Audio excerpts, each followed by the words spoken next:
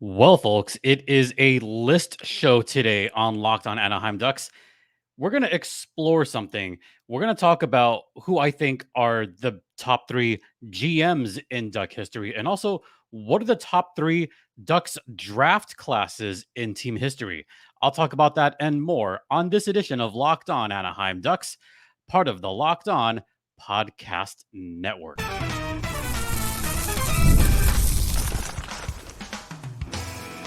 You're Locked On Ducks, your daily podcast on the Anaheim Ducks, part of the Locked On Podcast Network, your team every day. Oh, yeah. Welcome to Locked On Anaheim Ducks, part of the Locked On Podcast Network. I'm your host, Jason Hernandez. I've been covering hockey for well over a decade, and I've also contributed to Defend the Nest, which is a terrific website run by John Broadbent. The last two episodes have had John on there, and also the public address voice for the Coachella Valley Firebirds. And today's episode is brought to you by the Gametime app. Download the Gametime app, create an account, and use code LOCKEDONNHL for $20 off your first purchase, which I just did recently. Terms apply. Yeah, I actually did a double header recently, both in Los Angeles and Anaheim. Just to kind of go off tangent for a minute. I did a doubleheader on Thursday, went to see Giants versus Dodgers Thursday afternoon, and then drove down the 5 to Anaheim to check out the Oakland Athletics versus the Angels of Anaheim. I still call them the Angels of Anaheim because they play in Anaheim and they are one of Anaheim's teams, although Art Moreno doesn't think so. But it was fun to do a doubleheader. I actually do a doubleheader every year, folks. I do the San Diego to Anaheim doubleheader, the LA to Anaheim. Obviously, I did San Diego to Los Angeles. One year, I did a New York doubleheader where there was a Mets game at 1, Yankees game at 7. That was a lot of fun. And I've done others, but we're not going to talk about that because this is not a baseball podcast. This is a hockey podcast. And we're going to get things started by talking about who the top 3 Ducks GMs are. Now, there hasn't been a whole lot of GMs, and I just want to tell you why we're doing this. So, a couple of hosts have recently done like a top 5 of like player, like insert team here captain. So, there's been like top 5 captains, and another podcast did who are the best GMs that this team has had. Of course, some of those teams are like 50 plus years old. So that makes a lot of sense. The Ducks have only had 30 seasons. So they're a little bit younger team. So I can't do like a top 5 or a top 10, but I could do a top 3 of a couple of things and just give them each their own segment because it'll be hard to make it its own show. So we're just going to make this all into one. And this also came about because I actually got into a conversation. Well, it was a conversation. It wasn't an argument. It was a conversation about, oh, this GMs are like, which one is better? Who actually did a better job with the Ducks, him or him? And, it was a pretty good conversation. And it was also the conversation of, all right, like which draft was better, this one or this one? Yes, there actually is very good arguments made on both sides.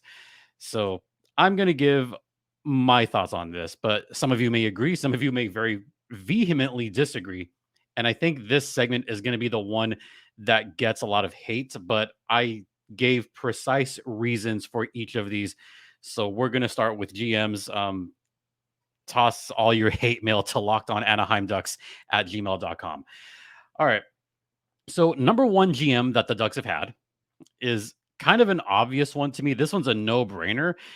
It's obviously Brian Burke. Brian Burke was the architect of that Ducks 2007 Stanley Cup championship team. And he did a lot of good. Now, he did inherit a pretty solid lineup, and he inherited some pretty good young players, which I'll talk about in the next segment. But Brian Burke, for what it's worth, he had young guys coming in, but he also inherited a team that had just had a disappointing season in 2004. And this was right before the 2005 lockout. They missed the playoffs. They were expected to be a good team. Don't forget, the Ducks had just made the Stanley Cup final in 2003. They were one game away from winning the whole thing, only to lose to the New Jersey Devils. So 2004 was expected to be another solid season. And of course, the press was, what are the Ducks going to do now? How are they going to come off of this great run that they had all the way to game 7 of the Stanley Cup final? So there was some expectations. And then they missed the playoffs altogether. That was a pretty sad state of affairs, folks. So what happened there is Al Coates came in on the interim, and Brian Burke stepped in and just did a tremendous job with the Anaheim Ducks as soon as he inherited them. And he knew what he was up against. There were some older players on that roster that he knew he would have to get rid of at some point. You had Sergei Fedorov, who was the leading scorer, but he was a leading scorer on a team that missed the playoffs. You had Steve Ruchin, who was also on the older end. So you had some pieces there, but they were all aging. So what do the Ducks do? Well, you build it, maybe not on the draft, but you build it on trades. You absolutely build it. Now, that draft when Brian Burke came in, they got the number 2 pick.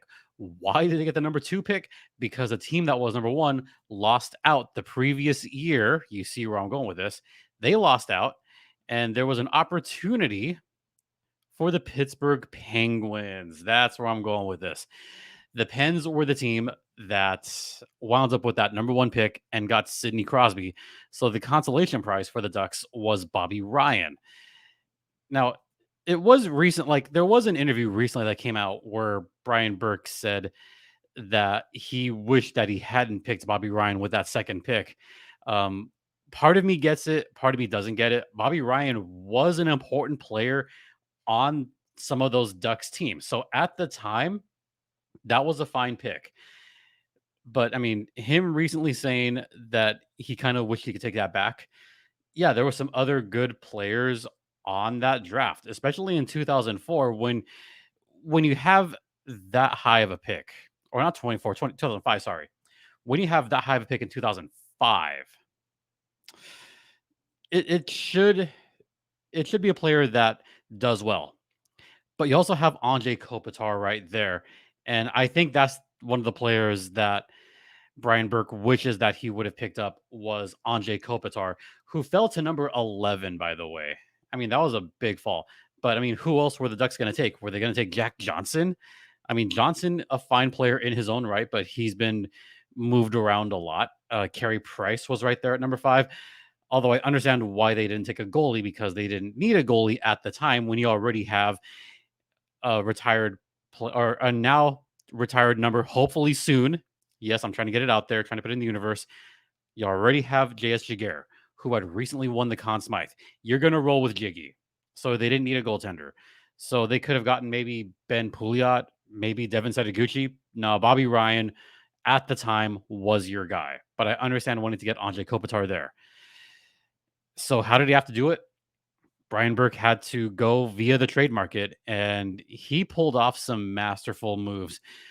First off, he brought Teemu Solani back to the Ducks on a 1-year deal for $1 million. At the time, that was not an expensive contract, considering how good Solani has always been, but he just had a super off season with the Colorado Avs back in 04. And there was no hockey in 05, so he couldn't show all the work he had put in. So Burke just had a low risk, high reward possibility. 1 year, $1 million for a Hall of Famer.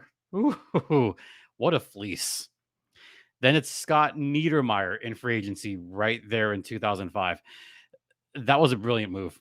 That was absolutely brilliant. I mean, the odds were in Burke's favor because his brother was there. So you had the 2 Niedermayer brothers, both on the Ducks, both in free agency. That one was brilliant. And then you get Travis Moen from the Blackhawks from Mikhail Holmquist. That was a solid trade as well. I love that trade for the Ducks. You know, they got some size, they got some just nastiness. That's what you need. Um, this was kind of like an even trade, but the trade that I always thought, oh, I kind of hated that one. Trevor Gillies from the New York Rangers for Steve Ruchin.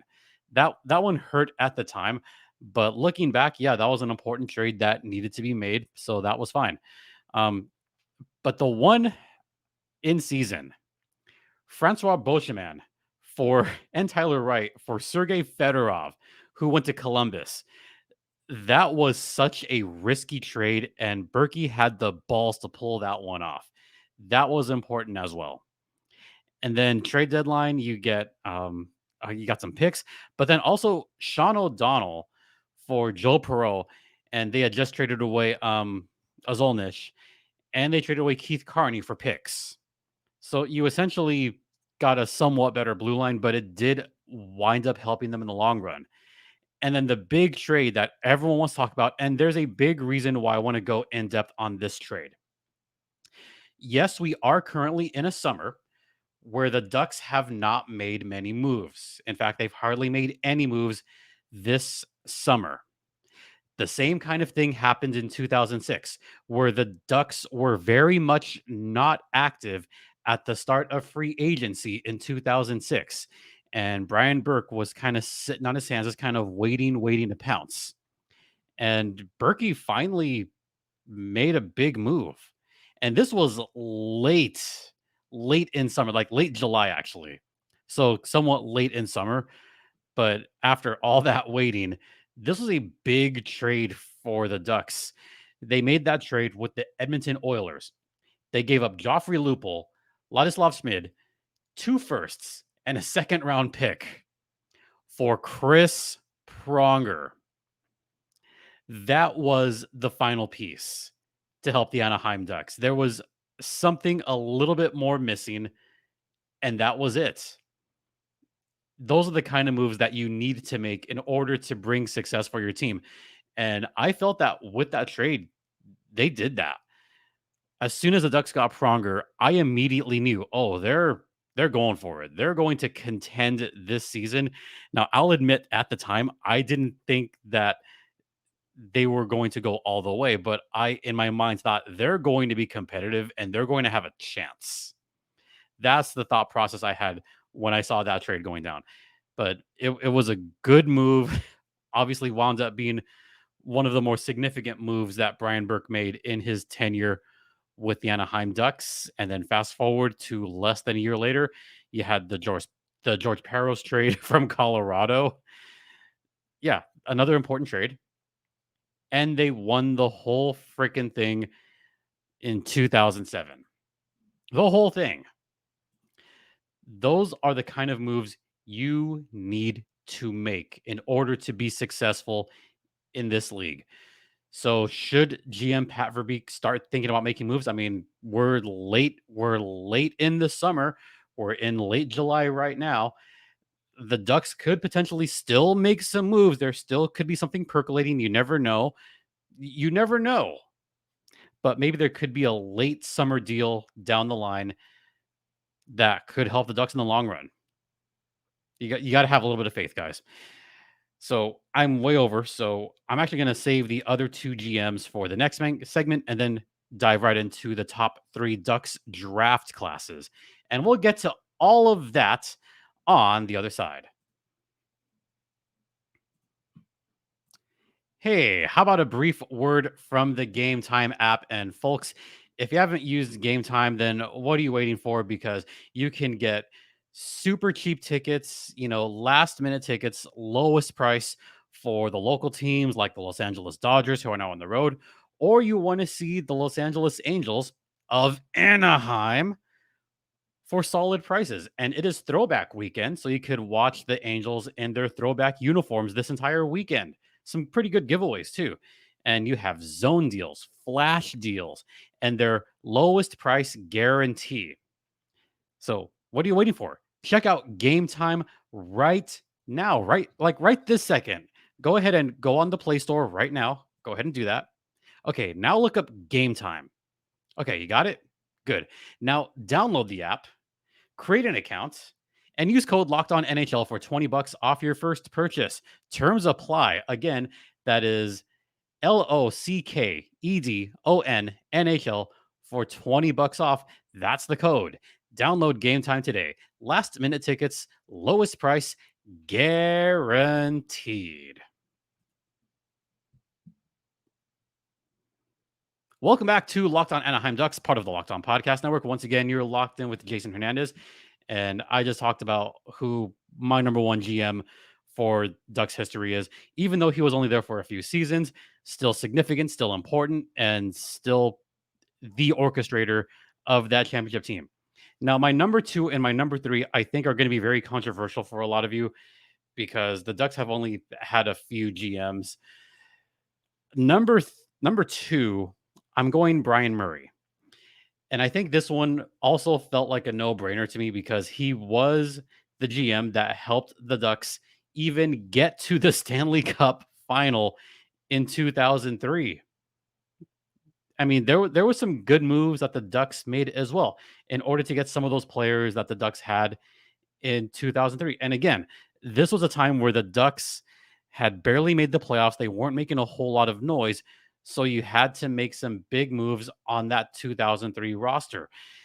Now, yes, there were some important pieces that left, but also think about who was there in Anaheim. And there were some big names too. And some of them came off of free agency.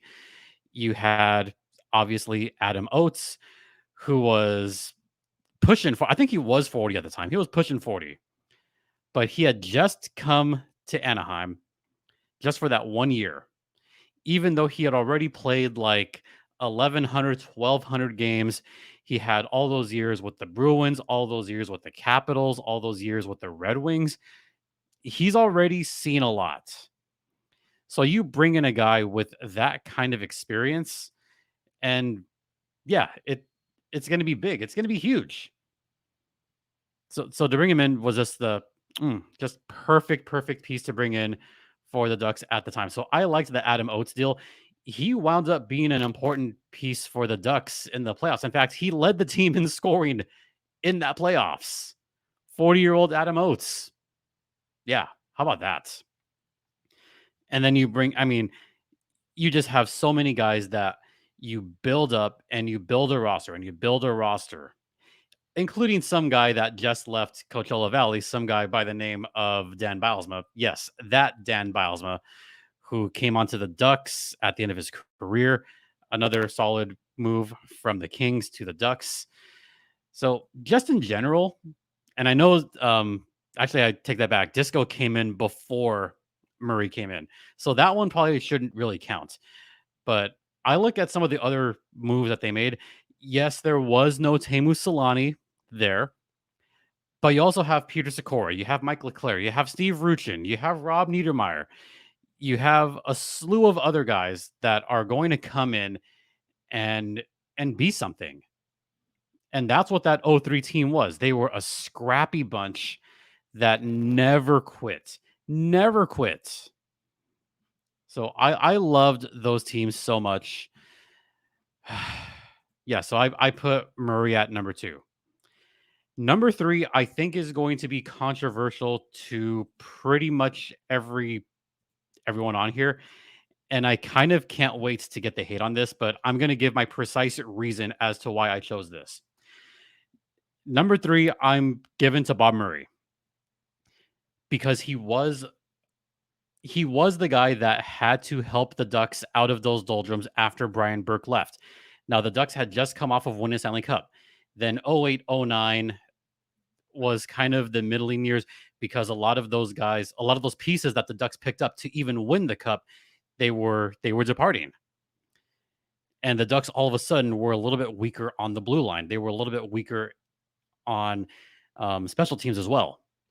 So Brian Burke had to literally pick up the pieces, and he drafted very, very well, by the way, which we'll get into in a second. But Berkey had quite a few picks Murray. Murray had a few picks that just didn't miss. So I will give Bob Murray the credit in that when he was on it, when he was making some of those picks in the early 2010s, then yeah, you could say GM Bob Murray did a solid job. And he did. Now, the latter years is why I put him down at number three. You know, all the controversy that happened, all the stuff happening behind the scenes. And the way his tenure ended, yeah, that's why he gets pushed down on this list. If he leaves a few years earlier, or if there are some better moves that he makes, or if he has better asset management in the latter part of his tenure, then yeah, he would probably be number 2 on this list. But he's just not. So why is he even on this list in the first place? Yes, I know there's a certain GM that could be higher, and I will explain that in the final segment. But for right now, for the body of work that GM um, Bob did, that's why I put him at number 3. Bob Murray did a fine job. Yep. So let me correct myself here because I know I misspoke names a couple of times. Number 1, Brian Burke. Number 2, Brian Murray.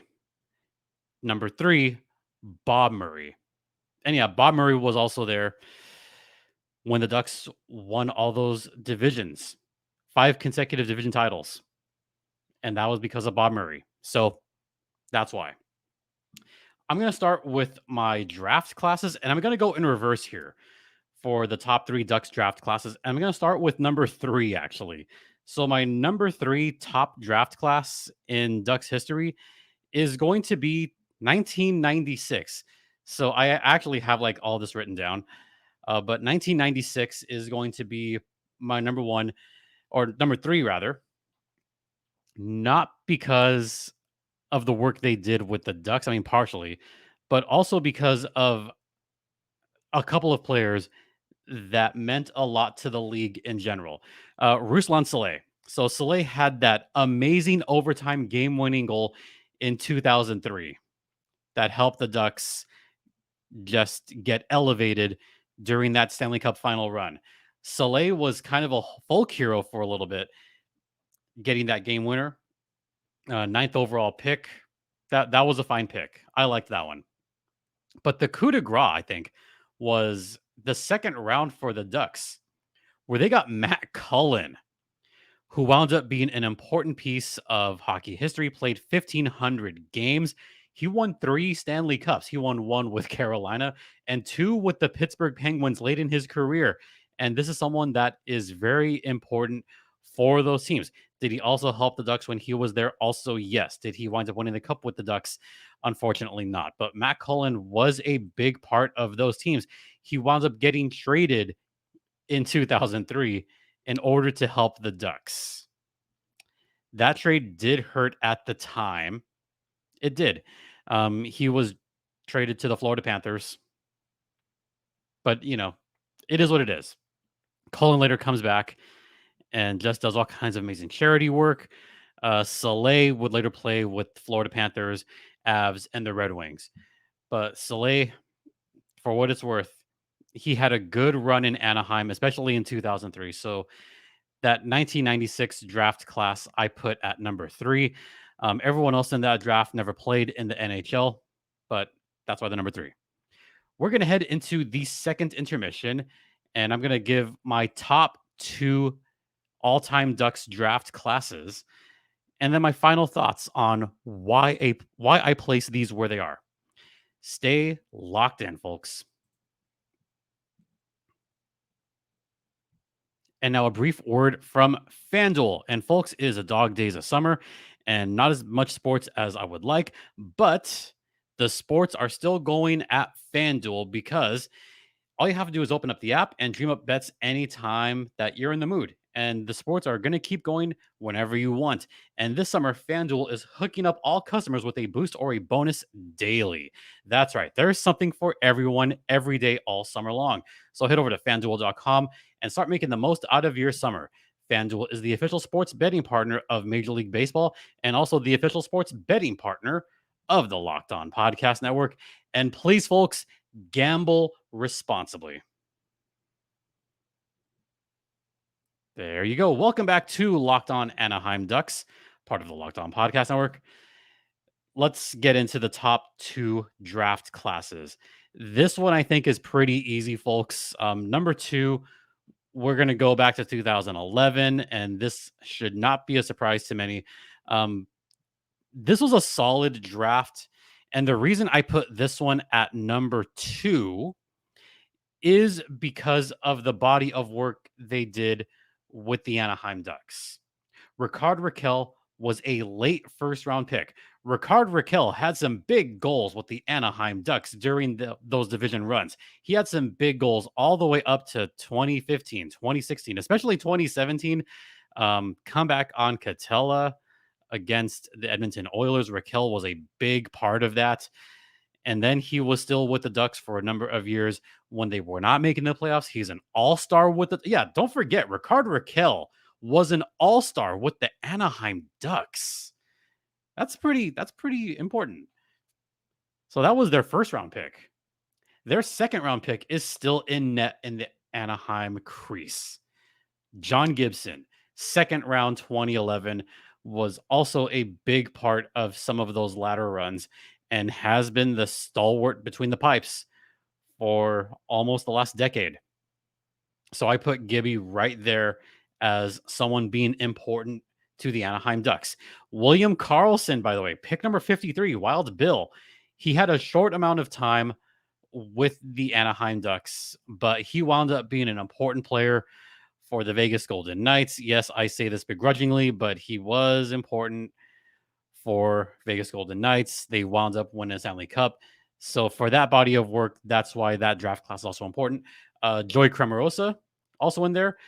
Andy Welinski, who I actually just talked about last podcast with John Broadbent. Welinski, part of that team. Max Freeberg was also around.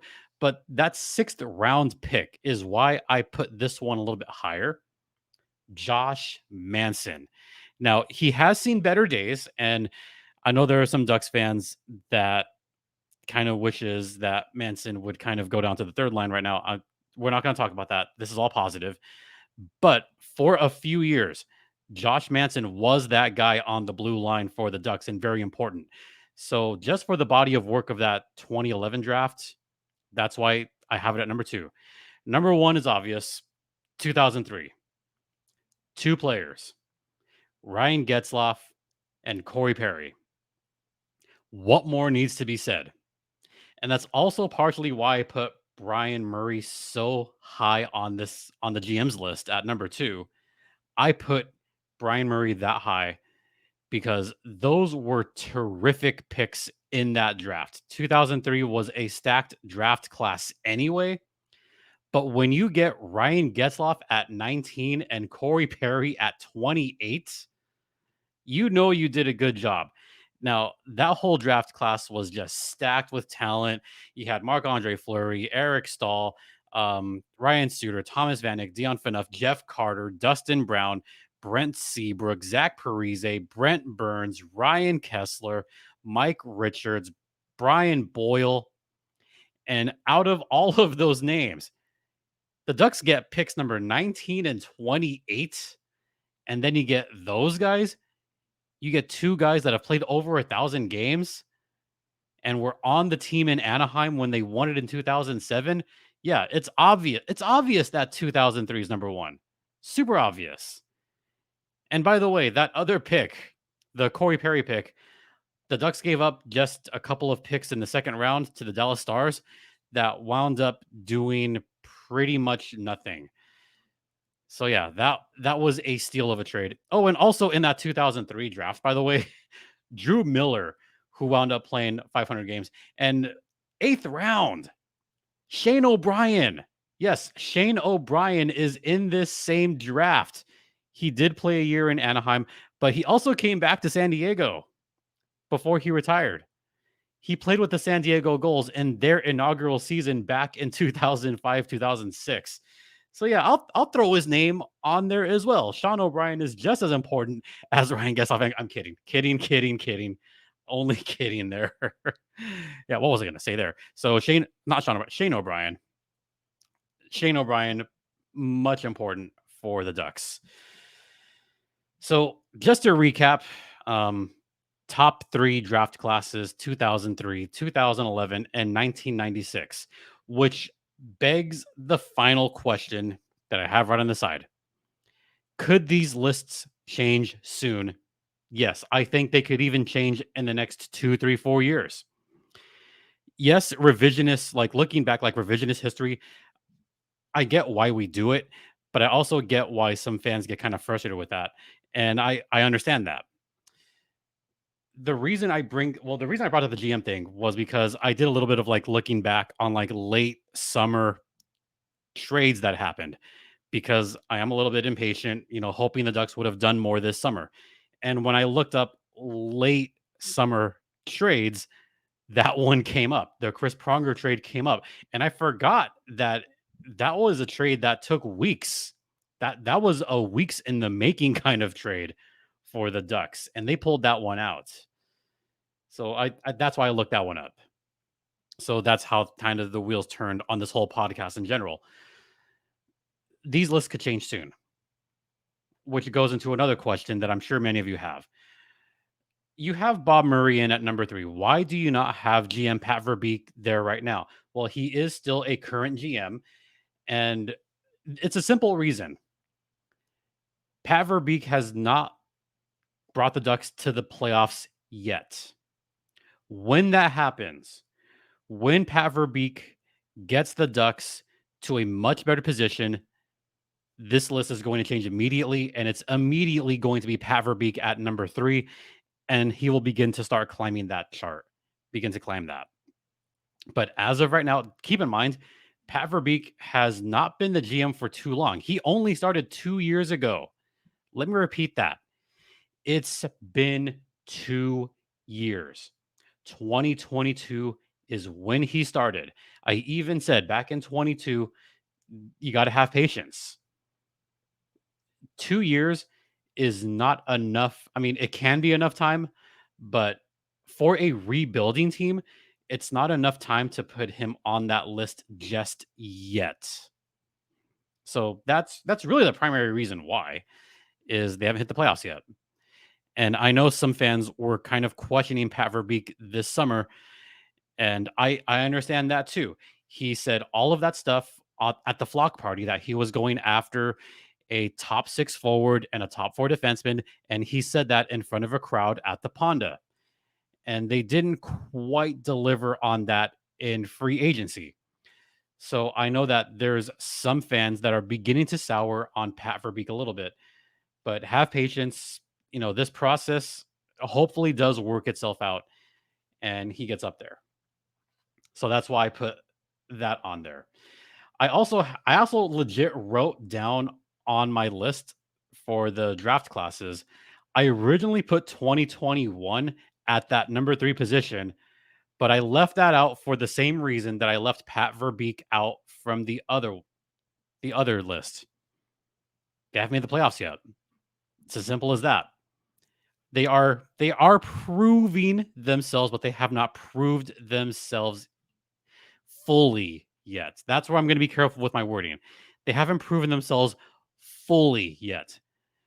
Mason McTavish and Olin Zellweger are not in their final form yet.